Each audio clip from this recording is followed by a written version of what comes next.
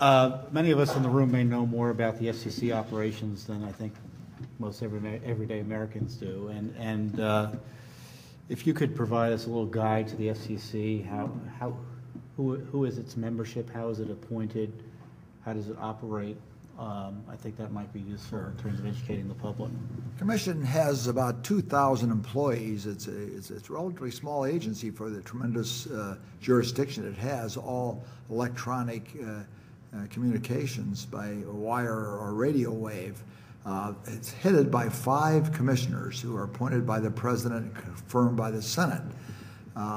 3, no more than 3 can be from the party in power. So currently we will have in the near future 3 Democratic appointments and to be 2 Republicans. The commissioners serve for 5 years on staggered terms. Every June 30th, a term comes up. We currently only have 3 members of the commission. We're awaiting a new chairman. The president has nominated Julius Janikowski, who has formerly served as a legal assistant to Chairman Hunt during the Clinton years. He is awaiting confirmation by the Senate, and the Republicans have an open seat also.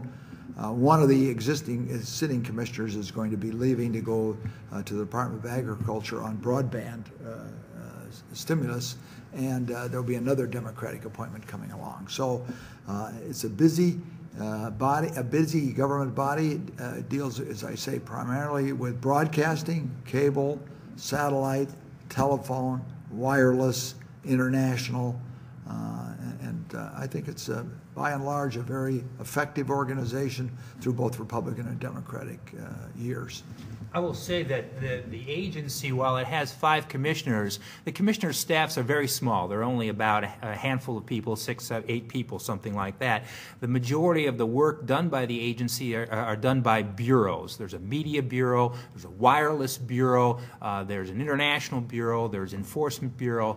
But for purposes of this conversation today on the Fairness Doctrine, we focus on the media bureau. And the media bureau had set out several rules that govern the day-to-day operation of radio and television stations.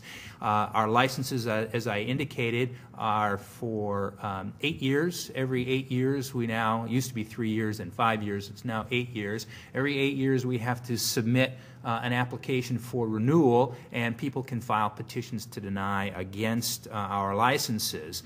What's pernicious about what's pending at the FCC today is that we've sort of gone, there's a pendulum in regulation in Washington, as I'm sure you know. We started out in 1912 with a Radio Act that went to 1927 to 1934, and in those time periods, in the 1960s, highly regulatory, telling broadcasters, this is what you have to do to ascertain your community. This is what you have to do to program in the public interest. You have to meet these certain guidelines, and we'll give you a pass on your license renewal if you have this much news, this much public affairs, this much non-entertainment programming. And then we sort of went on a pendulum the other way into the Reagan era, into the 1980s, where we said, geez, all of that stuff is collapsing under its own weight. We're going to let the public's interest determine the public interest. In other words, not let the government be the one determining what programming is.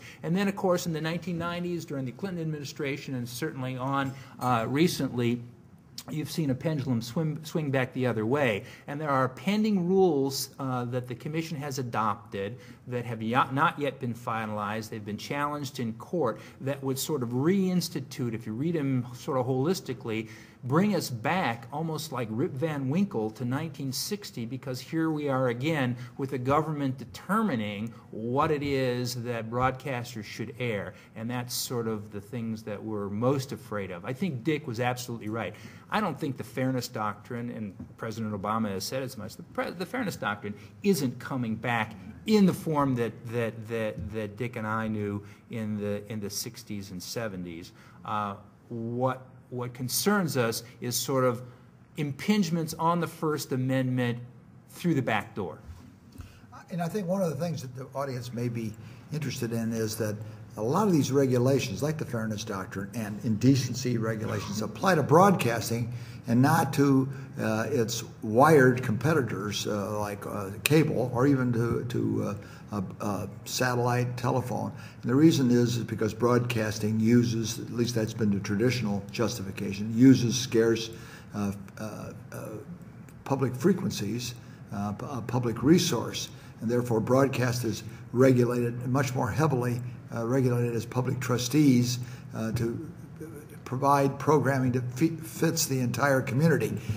Whether or not that theory is still appropriate or not, it is the theory of regulation. I would say the one thing that the government has to be careful about is that broadcasting no longer is the center of the universe. In all fairness to Jerry's client and employer, because you do see these great broadcasting is essentially a one-channel advertising-supported service that is competing increasingly in a multi-channel, subscription-oriented world. Most of us have, a cable or satellite or something. We're paying a monthly fee, and we get a lot of channels as a result of it. And it is more difficult, I think, for broadcasting, over-the-air broadcasting, to compete under those circumstances. I think they're doing pretty well in doing so, both radio and television. I think it's in the public interest they do so because, for example, we have, 15% of the population relies on